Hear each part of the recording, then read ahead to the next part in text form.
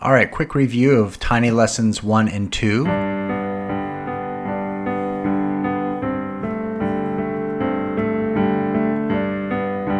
The previous lessons, I obviously go significantly slower.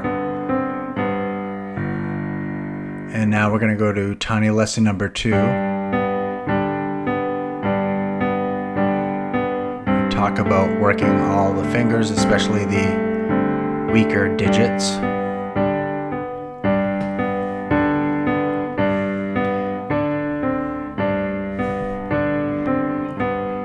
Alright, so now it's the inverted, which means the B is going to start third finger on B, and then the 1 and 5, 1 on G, and 5 on D, back and forth, like that. B together, B together. Try to even sound. This one is pretty easy, but 2 finger on A, the G and C together. So that's G and C's 1 and 4, 1 and 4. You can go as slow as you want, and you can slow down the video if you need to. This one's tricky. See, you gotta have a relaxed wrist. Look at this smaller photo. So you're playing B every time, but it's the top, it's 5 and 3, relax wrist, relax elbow, and then 1 and 3, back and forth.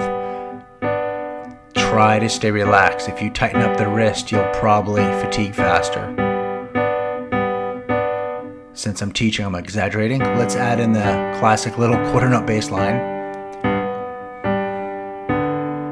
I'm trying this without the pedal so you can hear and see everything.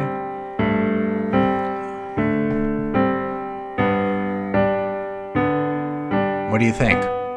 It's going to help you with your independence. Hit that like button.